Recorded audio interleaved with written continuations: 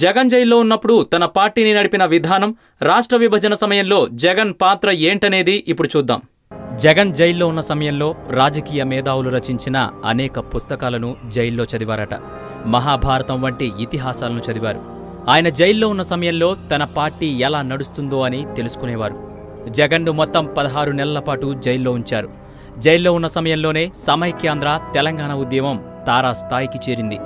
జైల్లోనే సమైక్యాంధ్ర నినాదంతో నిరాహార దీక్ష చేశారు జగన్మోహన్ రెడ్డి. ఆహార పానీయాలు ముట్టుకోకపోవడంతో జైలు అధికారులు హాస్పిటల్లో చేర్చారు. తర్వాత జగన్ విడుదల కావడంతో జైలు నుంచి భారీ ర్యాలీతో అభిమానులు తన నివాసానికి తీసుకువెళ్లారు. జగన్ జనంలో మళ్లీ ప్రభంజనంలా ఉవ్వెత్తునెగిశారు. దీంతో జగన్ బయటకు వచ్చాక కాంగ్రెస్ పార్టీపై మండిపడ్డారు. కాంగ్రెస్ పార్టీ 2 తెలుగు రాష్ట్రాలను విడగొట్టిందని, ఈ విభజన ప్రక్రియలో మనకు అన్యాయం జరిగిందని జగన్ దుయ్యబట్టారు. దీనికి వ్యతిరేకంగా ఏపీలో 72 గంటల పాటు బంద్, నిరసనలు చేయాలని వైసీపీ అధ్యక్షుడి హోదాలో జగన్ ప్రకటించారు. దీంతో మళ్లీ వైసీపీ ప్రజల్లో తన హవాని చాటింది. 2014 సార్వత్రిక ఎన్నికలకు 6 నెలల ముందు జగన్ను విడుదల చేసి పార్టీని దెబ్బతీయాలని భావించారు. కానీ జగన్ ఆ 6 నెలల కాలంలోనే నియోజకవర్గాల సమాచారం ప్రకారం సీట్లను కేటాయించారు. తన తండ్రి మరణం తర్వాత పార్టీలో తన వెంట ఉన్నవారికి సీట్లను కేటాయించారు. వెన్నంటి ఉన్న యువ నేతలకు సీట్లను కేటాయించారు జగన్మోహన్ రెడ్డి. ఏపీలో 175 సీట్లకు గాను నియోజకవర్గ నేతలకు ఎమ్మెల్యే అభ్యర్థులుగా ప్రకటించి పార్టీ బీఫామ్ ఇచ్చారు. 2014 సార్వత్రిక ఎన్నికల్లో జగన్ స్టామినా, చరిష్మాను చూసి టీడీపీ నేతలు కంగుతిన్నారు. ఇక కేంద్రంలో కాంగ్రెస్పై వ్యతిరేకత, మోదీ గాలి వీచడంతో చంద్రబాబు బీజేపీ ఎన్నికల ప్రచారంలో పాల్గొన్నారు. అంతేకాదు కాపులను బీసీల్లో చేరుస్తానని హామీ ఇవ్వడంతో కాపు, తెలగ, ఒంటరి బలిజ ఓటర్లు చంద్రబాబుకు మొగ్గు చూపారు.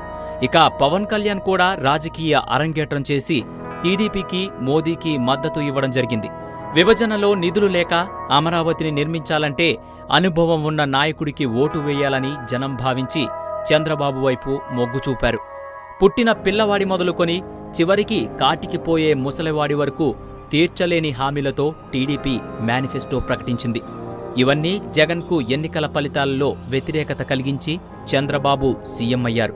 మొత్తం 175 అసెంబ్లీ స్థానాలకు గాను 110 టీడీపీ గెలుచుకోగా 67 స్థానాలు వైసీపీ కైవసం చేసుకుంది.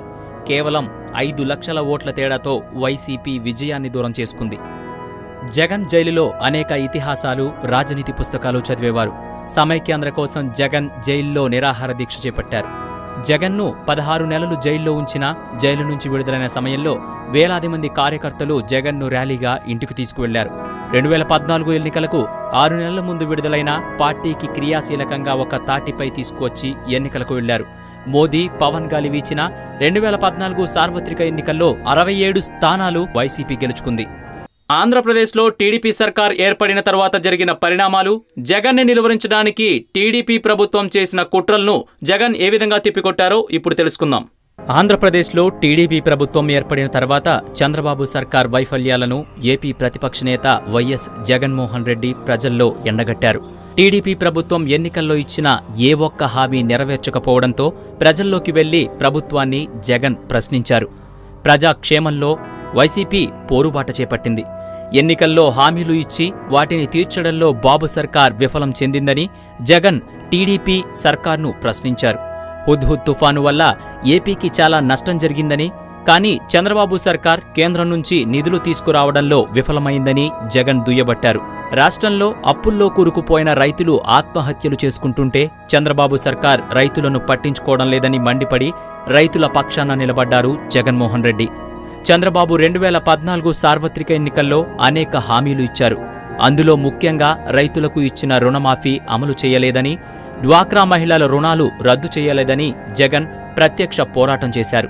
విద్యార్థులకు ఫీజు రియంబర్స్మెంట్ ఇవ్వడంలో ప్రభుత్వం జాప్యం చేస్తుందని జగన్ చంద్రబాబును ప్రశ్నించారు.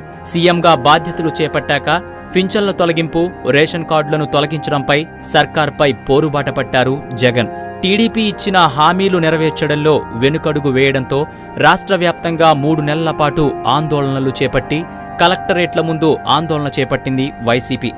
దీనిపై జగన్ పలుసార్లు అసెంబ్లీ వేదికగా చర్చకు పట్టుబట్టారు.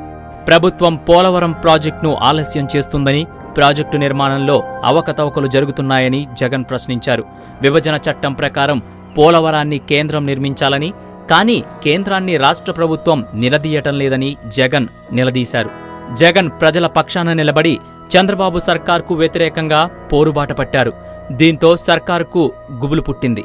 అంతేకాదు, ప్రభుత్వంలో చలనం రాకపోయేసరికి మహాధర్నాకి పిలుపునిచ్చారు జగన్మోహన్ రెడ్డి. రైతుల పక్షాన నిలబడి ఉభయ గోదావరి జిల్లాల నేతలతో కలిసి రైతు దీక్ష చేపట్టారు. దీంతో వైసీపీ నేతలపై సర్కార్ అనేక కేసులు పెట్టి ఇరుకున పెట్టింది. ప్రభుత్వం నిర్వహించినా జగన్ వెనుకడుగు వేయలేదు.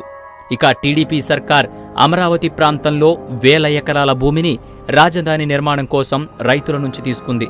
దీనికి రాజధాని రైతుల నుంచి తీవ్రస్థాయిలో వ్యతిరేకత వచ్చింది. సర్కార్ రైతులను అనేక ఇబ్బందులకు గురిచేసింది. దీంతో జగన్ రాజధాని ప్రాంత రైతుల వెంట నిలబడ్డారు. రైతులకు ప్రభుత్వం అన్యాయం చేస్తుందని జగన్ విమర్శించారు.